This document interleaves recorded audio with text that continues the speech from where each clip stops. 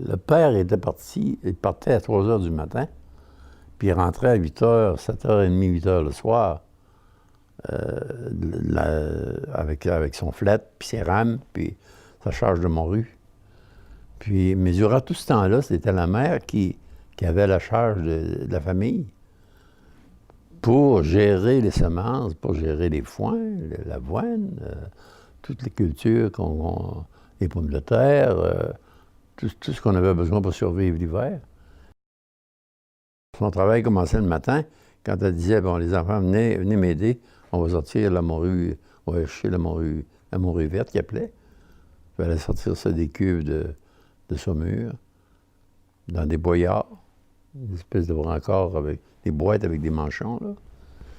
Puis c'était les femmes qui manipulaient ça, là. C'était elle, c'était Mme Catherine, Mme Audina, les femmes du village, chacun à leur tour, qui prenaient les boyards, puis qui transportaient à Montru. Puis, alors nous autres, notre travail consistait à les mettre sur les vignoux, tête à queue, là, puis ainsi de suite. On jouait quand on pouvait, mais on était toujours sur le bord de la plage. Sur le bord, c'est pas la plage, là, c'est le bord du plein. On a toujours appelé ça le plein, la grève. Et puis, là où il y avait les bacs et les barges et tout, là, tous les agrippes.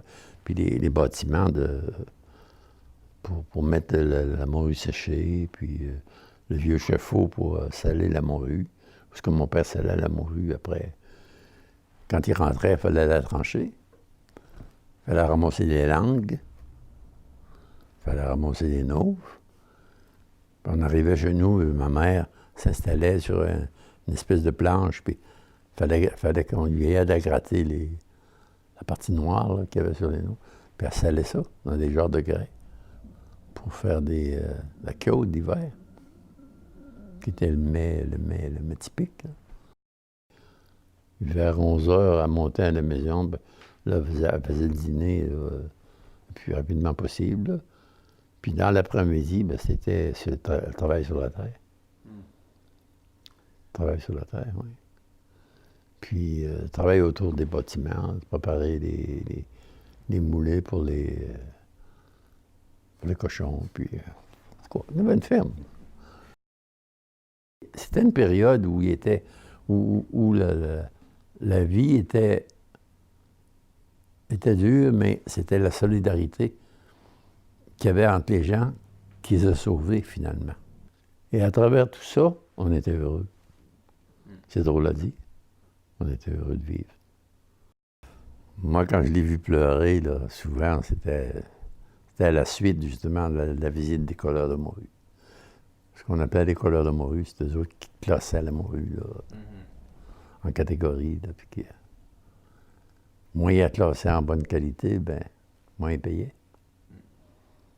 Alors, quand il partait, ben, il disait, on a travaillé pour rien. On a forcé pour rien. On s'est arraché le cœur, puis c'est que ça donne. Il y avait la rébellion, il y avait comme une espèce de rébellion intérieure, mais stérile. Ils étaient très fiers de leur travail parce que ce qu'ils voulaient offrir comme produit, c'était ce qu'il y avait de meilleur. C'était une machine à travailler qui s'est donnée elle-même jusqu'au bout, là. Elle est décédée prématurément, d'après nous autres, on aurait aimé la garder jusqu'à 100 ans. Usée par les... C'est ce que le médecin nous a dit comme diagnostic à l'hôpital, je me souviens très bien. Il dit, il n'y a plus rien à faire. Il dit, avec Mme Jonca, c'est une femme qui est usée par la vie.